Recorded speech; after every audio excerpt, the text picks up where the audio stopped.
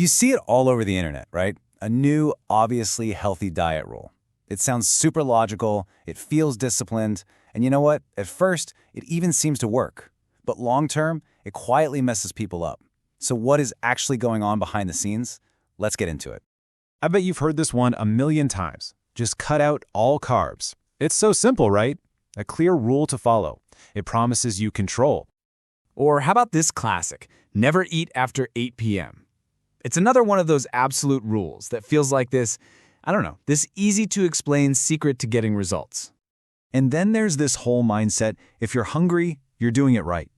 Look, these ideas are incredibly seductive because they frame hunger as some kind of virtue, and they promise a really simple solution to what is a very complex problem.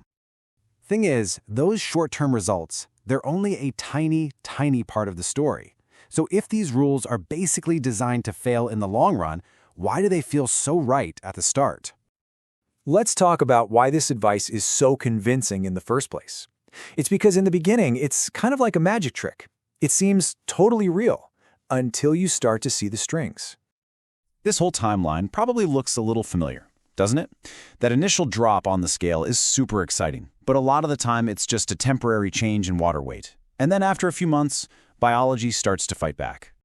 So, yeah, that initial success isn't really proof that the diet is working for the long haul. It's just the first totally predictable step in a much bigger process your body's about to kick off. And this is where things get really fascinating. This is the part of the story that the diet industry really doesn't want you to know about. We think we're outsmarting our bodies, but honestly, they are so much smarter than we give them credit for. Your body doesn't care about the latest diet trend. It cares about one thing and one thing only: survival.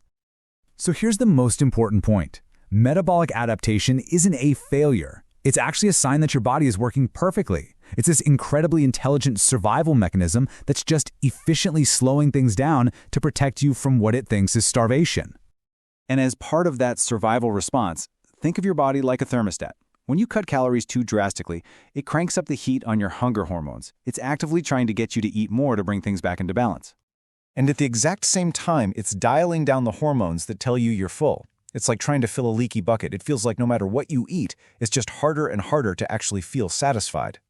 And to top it all off, this kind of extreme dieting is just plain stressful for your system. It can ramp up hormones like cortisol, which can actually affect how and where your body stores fat. It's literally like adding another heavy weight to someone who's already struggling.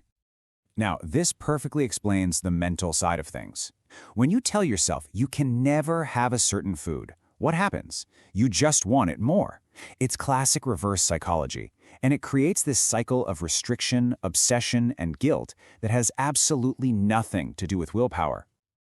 This is the thought that runs through so many people's heads when the diet inevitably stops working. But the answer isn't to be more disciplined. It is not about a lack of willpower. It's about learning how to work with your body, not against it. Okay, so if those super rigid rules are basically designed to backfire, what actually works?